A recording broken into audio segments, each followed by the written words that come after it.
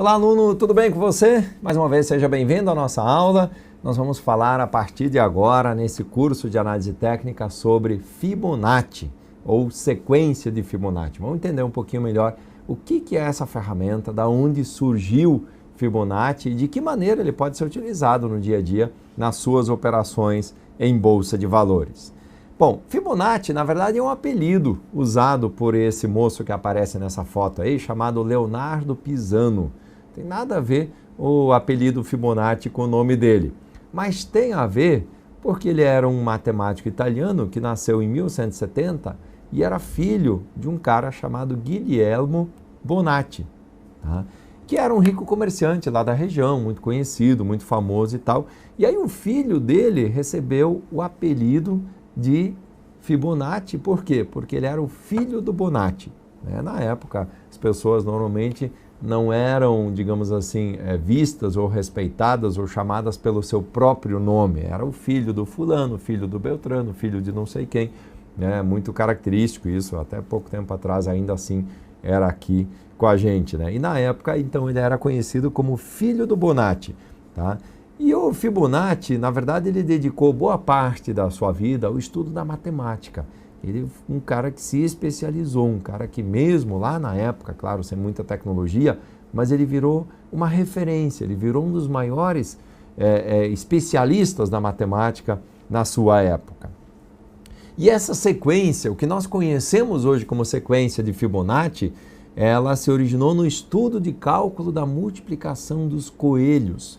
Vocês vão dizer, professor, mas o que o coelho tem a ver com a história? A gente está falando aqui de ações e não de coelhos. Mas vocês já vão entender qual é a lógica por trás disso. Depois ele trouxe isso para o mercado, né? E essa tese dele sobre a multiplicação dos coelhos foi apresentada lá no primeiro livro dele, né? Que era Liber Abaci, né? Como uma solução para o crescimento populacional dos coelhos.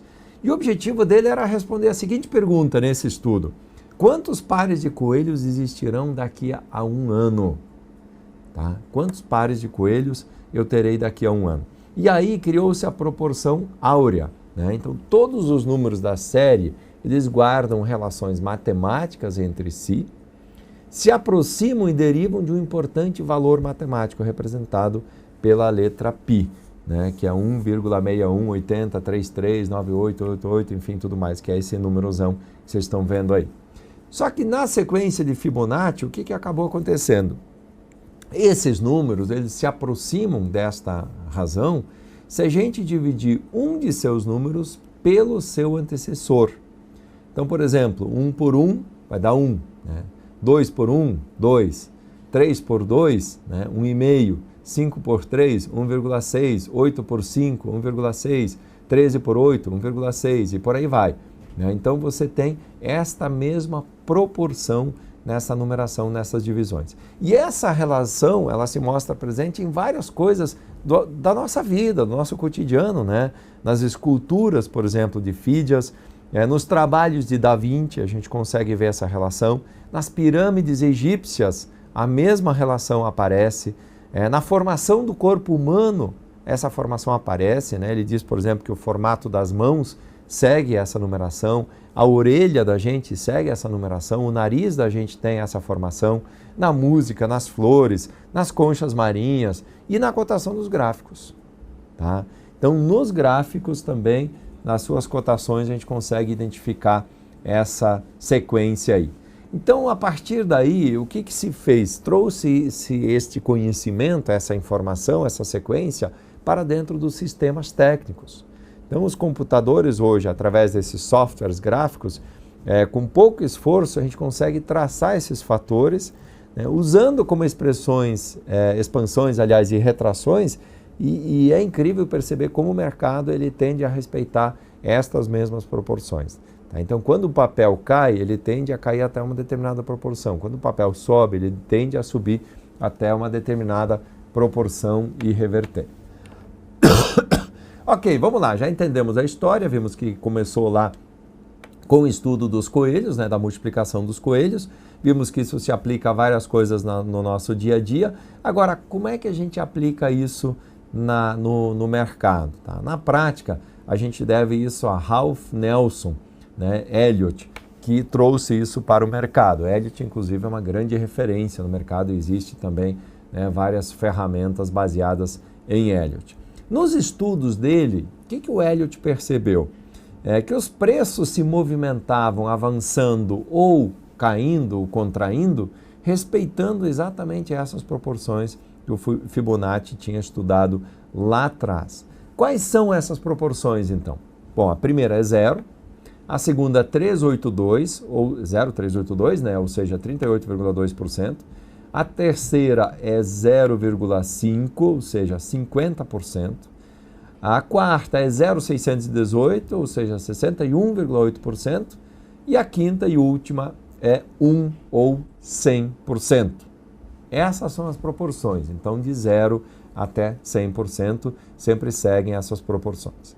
E para traçar essas retrações, em um movimento de alta, a gente marca o fundo do gráfico. Então, você pega lá, vai no seu gráfico, pega lá Fibonacci, clica no fundo, onde foi o menor preço nesse período que você quer analisar, e sobe, arrasta ele até o topo. E aí solta o mouse que ele vai automaticamente jogar lá as informações. Num movimento de queda, a gente marca o topo, aí ao contrário, né? O papel está caindo, ele volta a subir, eu quero saber até onde ele vai subir. Pega o topo, puxa até o fundo, né? Até onde fez o fundinho, e aí solta para ver até onde vai. Tá? Então essa retração de 61%, por exemplo, nesse gráfico aqui da Souza Cruz, olha só o que a gente pegou aqui. Pegamos aqui, né, uma alta do papel, ele foi até lá em cima, eu quero saber até onde ele vai cair. Então veja, eu tenho aqui os 100%, aqui 38%, se cair até aqui, 50% é a linha do meio, né, sempre, então é exatamente a metade, obviamente, se cair até ali, né, e até aqui embaixo volta ao zero, ou seja, devolveria toda essa alta.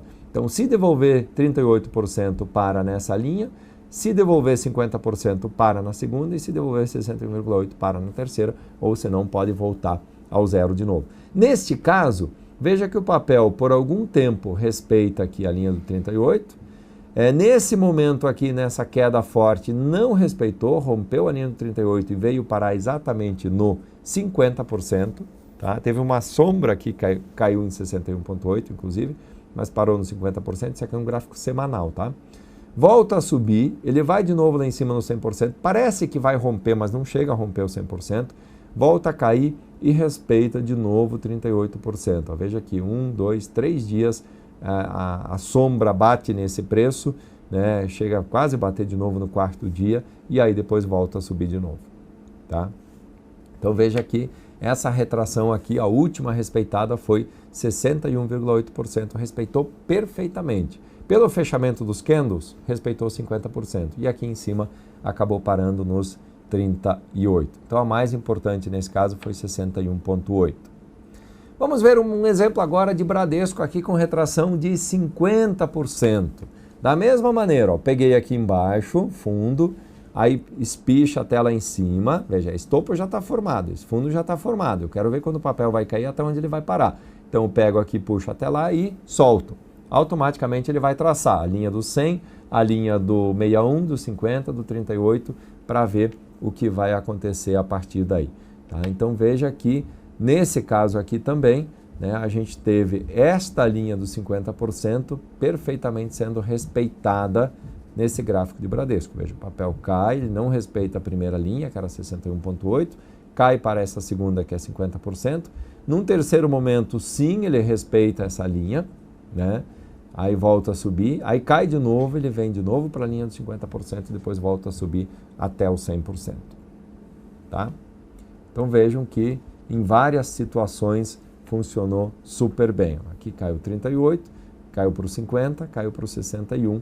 Nesse caso não chegou, né? Os preços recuaram apenas até a retração de 50% e não chegaram à retração de 61,8%.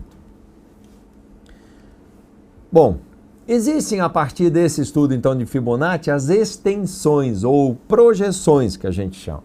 Essas extensões do Fibonacci, elas vão buscar objetivos para movimentos de expansão. Então, ao contrário das retrações, as expansões elas partem da formação dos pivôs e elas se expandem até um determinado limite. Então, as proporções é 0,382, 0,618, 1, 1,61, 2,61, etc. Por aí vai, quer dizer, vai subindo exatamente nessa mesma proporção. Então, para traçar as projeções, a gente conecta o fundo até a cabeça do pivô de alta, né, ou o topo, até a cabeça do pivô de baixa. Quer ver o exemplo? A melhor coisa é ver um exemplo prático, né? Pegamos aqui um gráfico de Natura, tá? Então, você pega aqui no fundo, né, o preço de Natura, projeta, né, traça isso até lá em cima, esse aqui é o 261, aqui ele fez a linha do 100%, veja que ela é respeitada várias vezes, inclusive, né, a linha do 161 é respeitada várias vezes, inclusive, aqui a linha do 38 é respeitada várias vezes, ela era uma linha de resistência, virou uma linha de suporte, então veja que você tem vários sinalizadores, várias oportunidades nesses papéis para utilizar essa ferramenta e a partir delas obter boas operações. Tem muitos traders no mercado que utilizam com extrema eficiência Elliott e Fibonacci nas suas operações todos os dias, né? Então essa expansão aqui, ela foi traçada a partir do pivô de alta de 33,8, que é essa linha de baixo aqui. Essa linha era 33,8 e a partir daí projetou-se, né, fez essa expansão que a gente chama de Fibonacci até o 261 e a partir daí ela dá novos indicadores, novas linhas de entrada e saída. Vamos ver um gráfico aqui na prática? Ó, a gente tem um gráfico aqui da PDG, tá? PDG Construtora, que tem aí uma queda. Então veja, nesse caso eu estou usando o contrário. Tá? Então eu aplico o Fibonacci de cima para baixo, com as extensões também. Então aqui eu tenho o papel fazendo o topo, a partir daí traça-se essas linhas, né? Aqui ele faz a linha de início e aí vai fazendo as projeções. Então veja que nesse caso 261% era aqui embaixo, é a mínima, obviamente, né, que o papel atingiu, e aí eu vou ver para onde vão as projeções agora na alta. Então se o papel subir, qual é o primeiro ponto de parada? Para um pouquinho antes do 161 aqui, mas esse era o primeiro alvo. Se ele romper essa linha aqui de 161, ele tende a buscar a linha dos 100%, tá? Que seria um segundo momento. Se a linha dos 100% também não for respeitada, ele vai para a linha de 618%. Tá? Então, a partir daí, você consegue ver que são escalas, né? Como a gente falou, são sequências. E a lógica de Fibonacci é essa. A partir do momento que uma linha dessas é rompida, ele tende a buscar outra linha, né? Então, ele tem lá essa linha no 38, tem a linha no 50, tem a linha no 61, tem a linha do 100. Enfim, essas proporções são muito respeitadas, né? O mercado, por incrível que pareça, tende a obedecer esses padrões, tende a ter estes padrões de comportamento. Tá? Então pega agora e testa isso. Pega ali o seu sistema técnico que você tem, o gráfico que você mesmo utiliza e joga alguns gráficos lá. Acha aí a ferramenta do Fibonacci, tá? Fibonacci de retração ou de extensões, se você quiser ver essa de extensão também de projeções. Joga no gráfico e vai analisando, vai estudando, você vai perceber que não é, obviamente, 100% das vezes que vai funcionar, que vai dar certo. Mas em boa parte das operações, em boa parte dos gráficos, vai funcionar e vai funcionar super bem. Tá? Vocês podem testar.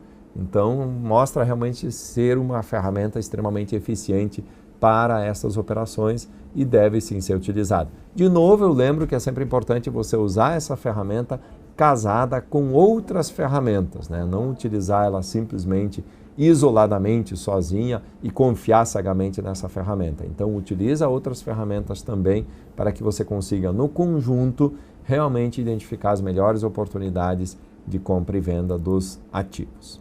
Tá bom?